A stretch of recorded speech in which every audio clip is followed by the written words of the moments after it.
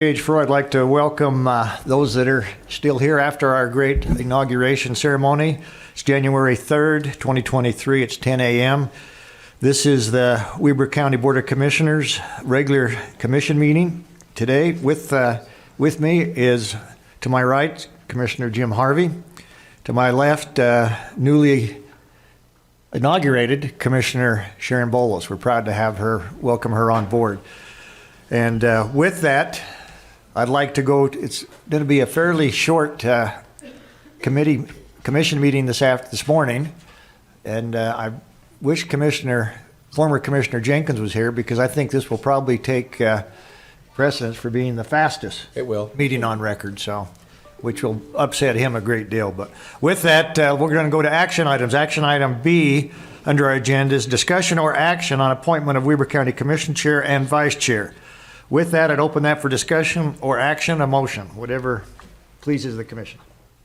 Mr. Chair, or Mr. Vice Chair, I'll make a motion that Gage Harris Gaffrour be our new chair for the year 2023. We have a motion. Do we have a second to that? Second. We have a second. I'm going to place the motion. All those in favor say aye. Aye. Aye.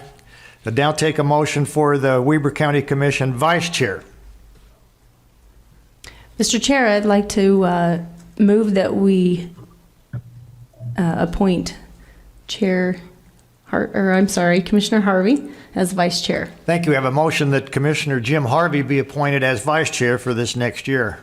Any discussion? Seeing none, all those in favor, please say aye. Hold it, we need a second. Oh, I'll second that then. I'll second it. Go ahead. we have a second and a motion. Thank you for that clarification. Thank you, All those in favor, please say aye. Aye. Aye.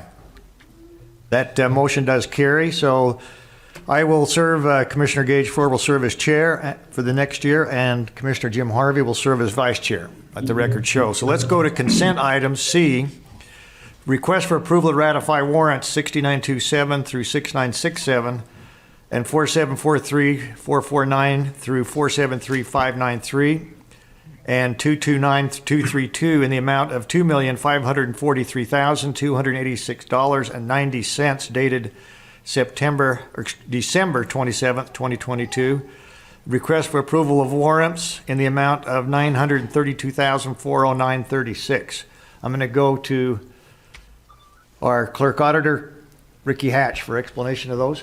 Thank you, Mr. Chair. For 2022, we issued 4 final remaining purchase orders for $14,000. 53% of that amount, or $8,000, was for the transfer station that was to be used for temporary staffing and equipment repairs. 47%, or $7,000, was for operations, and that will go towards janitorial services. For the new year, for 2023, we issued 49 purchase orders for the amount of $431,000. 38% of that amount, or $165,000, was for the library. These are open purchase orders for maintenance, for the building, for the equipment, and for the grounds. 32%, or $136,000, is for our IT department, and these are various annual renewals for software and some hardware. 14%, or $60,000, is for the roads department. These are open purchase orders as well for equipment, materials, and some pest control. 7%, or $28,000, is for dispatch, and that's software maintenance. 6%, or $24,000, is for the jail, and that is primarily inmate clothing and supplies.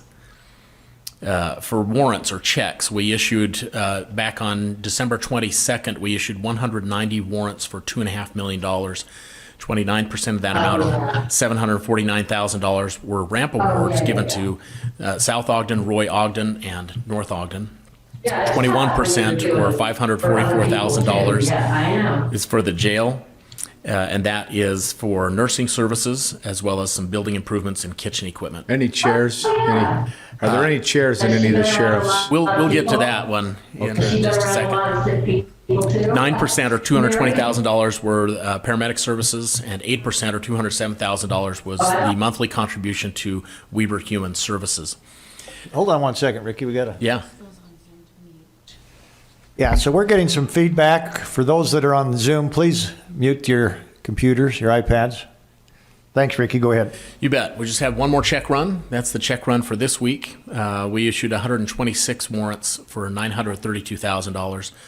Just under a third of that, or $292,000, were American Recovery Plan Act funds disbursement to the Bona Vista Water Project. 21%, or $197,000, went for transportation projects on 2600 North and North Street, and these are paid with the transportation tax dollars.